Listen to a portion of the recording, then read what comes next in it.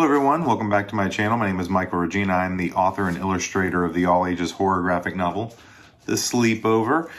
You might also notice that I am doing a little bit of a different setup here. Been having some issues. I wasn't really happy with the way audio was going, and I kind of wanted to mix some things up, so I've been working on my presentation, so you may notice this change a little bit from video to video and so on. But the point of this video, I actually wanted to look at a follow-up on a recent video I made about playing role-playing games. And this is probably something that's going to become a little bit more of an ongoing theme within the channel as I look to continue discussions about just kind of the ways I'm learning, some thoughts I have on adventure creation, and sharing those sort of things out. And I'm probably going to put a little bit more of an emphasis on how I'm learning how to play the game with a younger audience, with children, because I spend a lot of time playing with my kids. And I believe it's such a great tool for building up imagination within young people and flexing those creative juices and so on. So I wanted to just share a few tips on things that have been changing the way I DM my games recently, because kind of the forever GM around my home. I hope that changes, but at the moment, basically every game I play in, I am the game master. So I want to, kind of share some tips that I've learned. And I don't know that any of this is particularly brand new to anybody, but maybe for some folks you've never heard it before, and maybe it'll be helpful. So specifically what I want to talk about is why I've had to make some changes or some things that I have felt disappointed in as I've learned to DM. One of the things I felt really early on as a new DM or GM for games was that I always kind of came into the game with this expectation of basically my players were going to play something that I had prepared, that I had put together for them.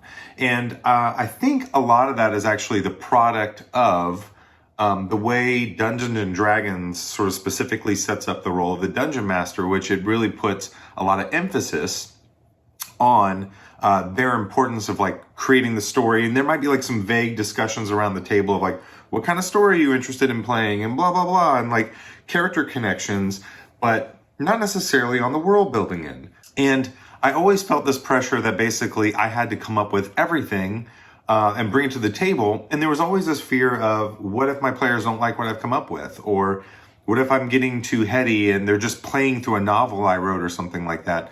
And I write and draw graphic novels, so I've got an outlet for creating my stories. To me, the beauty of playing a tabletop role-playing game is what happens at the table, is that everybody sitting at that table is creating this story together, and it will never exist the same way ever again because you don't have those people at the table.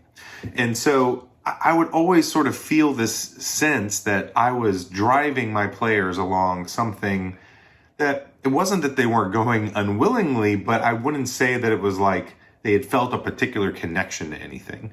And I started messing around with some other role-playing games, namely Kids on Bikes, Dungeon World, and Monster of the Week. And Dungeon World and Monster of the Week particularly use a rule system called Powered by the Apocalypse. I really enjoy Dungeon World and Monster of the Week's, that Powered by the Apocalypse system, which is probably a discussion for a whole other video if you're not familiar with it. But if not, YouTube it. There's tons of stuff out there. But built into those three games is a actual collaborative world building system. So not only are you building and generating your characters, actually I should take a step back.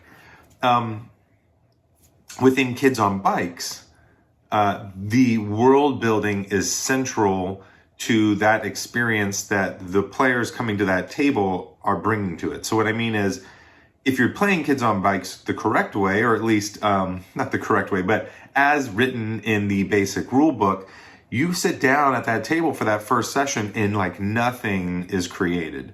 You don't know what the world is. You don't know what the characters are. You don't know what the mysteries of the adventures are. You don't know anything. In that entire first session, or a good chunk of that first session, an hour or so of that session, you're creating what the world is going to be. You're going to be asking questions like, what's the name of the city that this place takes place in? What are major aspects of this city that are well known or infamous? What are some mysteries about this city? Are there any particular, weird, quirky things about it. They've got a whole list. And it's a really helpful exercise. I took my kids through it one night. We built our own little city, and we played like a good 2 or 3 sessions in this world that we created as a first-time thing. And we had a blast with it. And the kids instantly felt a much stronger connection to everything that was there, because everything that was there came out of their minds, and my mind too. Like if I had an idea, I shared it with them. And so that kind of got me thinking initially.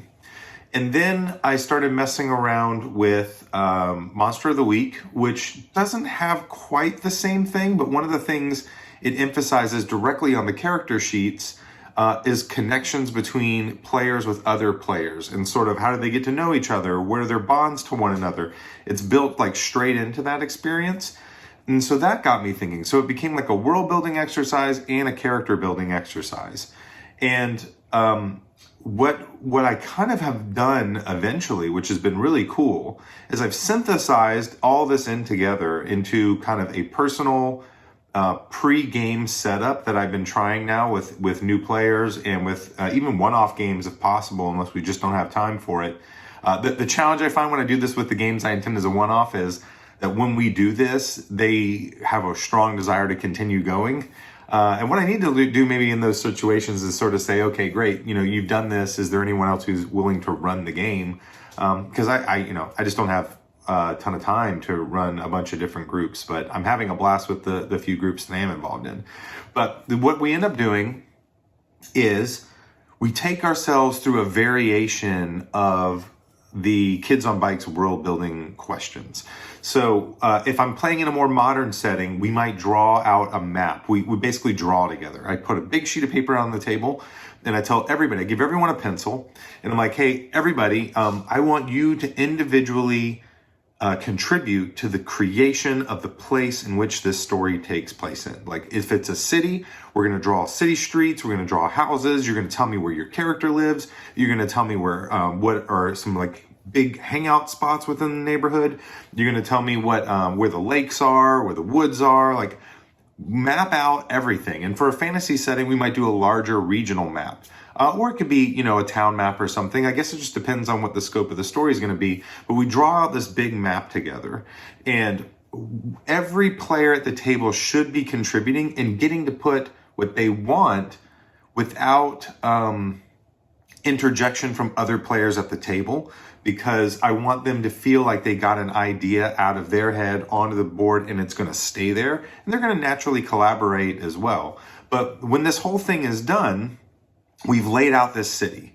And then we start going through some of those questions as well. Maybe, I guess these could happen in the beginning or in the middle, at the end. It doesn't matter. You figure out what works best for your group. But we start asking questions like, what is this city known for? What's its economic status? A lot of these questions are probably really good to ask in the beginning. But I've mainly done this with fantasy settings, so I'm going to be trying this out with a more urban setting this coming weekend. But you start to formulate what this world is. And then everybody has drawn out individual places on the map that are of interest to them.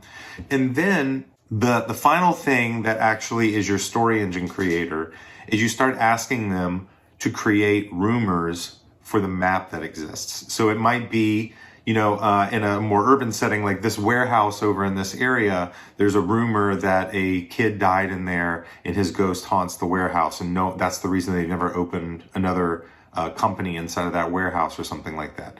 And so now you're starting to plant story seeds. And what's interesting is as every player contributes 1 or 2 rumors about this city, if you're taking your notes down, you've got this entire set of adventures that you could play out with your players that are generated by them. And you don't have to wonder whether or not they're going to like it or not like it or whatever the case is going to be, because you've laid it all out and they've contributed to that. Similar things can be done with things like a fantasy map. You will lay out different areas. And what was cool when I did this with my children, this whole map we drew out, they started to actually build their own campaign arc. And so there was this mythology growing out of the story of like, there's a rumor that there's a demon's prison in the middle of this forest somewhere. And then my other daughter, or one of my daughters would say, yeah, and there's one near my hometown. And then one of my oldest daughter, her character has a necklace that she wears that has a demon trapped inside of it. And she's like, well, the one that I have is the one that's in my necklace. And then this mythology built up of this idea of, these 3 demons need to be set free to bring into being this sort of like chief demon presence. And for my more religious folks out there, when we're talking demons within fantasy realms, it's like, Balrog, kind of things. But anyway, so these magical beings that are pure evil and hatred that people want to destroy.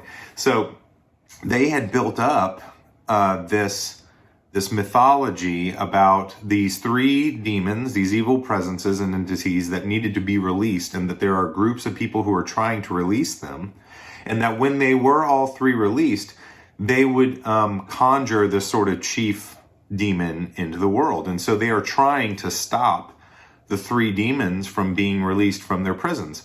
And so it's created this like mini arc that takes place in their city.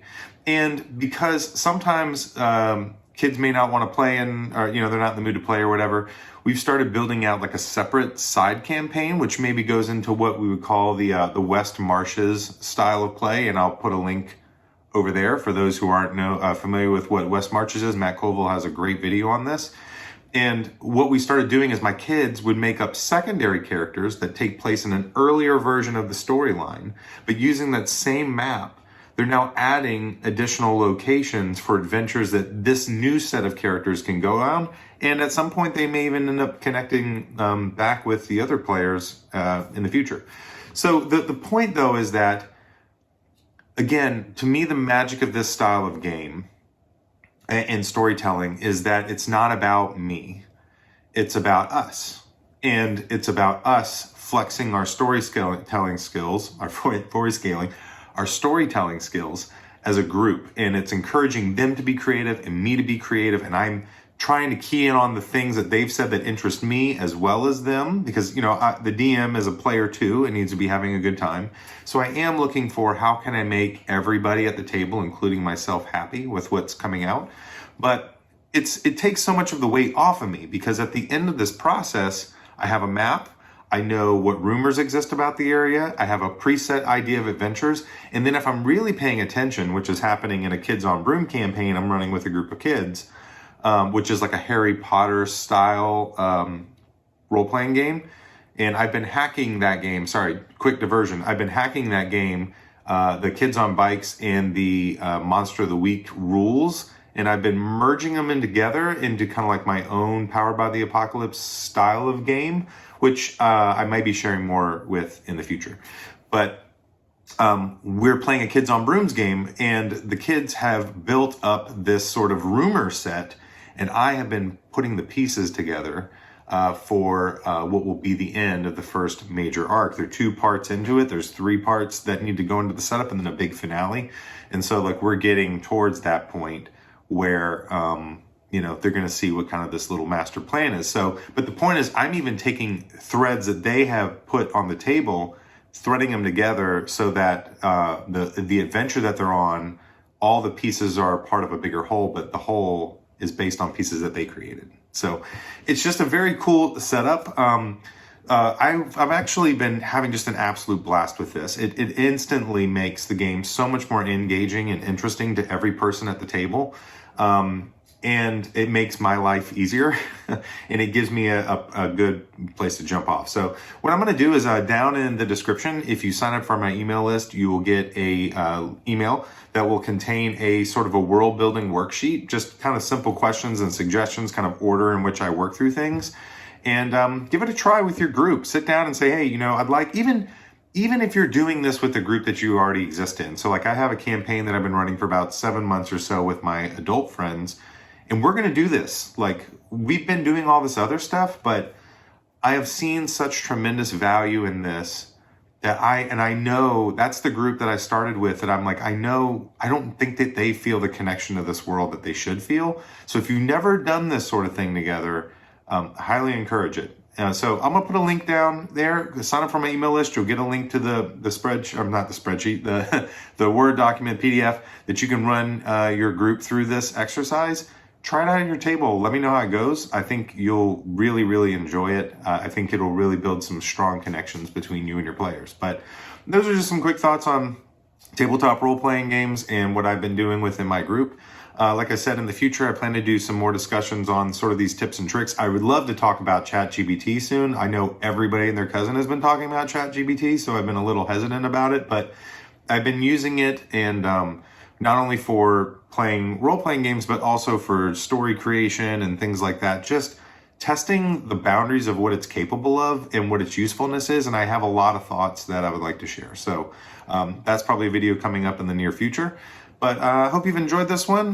Let me know what you think. Let me know how this goes with your table. I'd love to know how you like it. And if you are not familiar with any of these games that I've said, and you'd love to play a role-playing game, I actually would point you not to Dungeons and Dragons, although Dungeons and Dragons is great, but it is a ocean of content that is difficult, I think, for some people to wrap their arms around.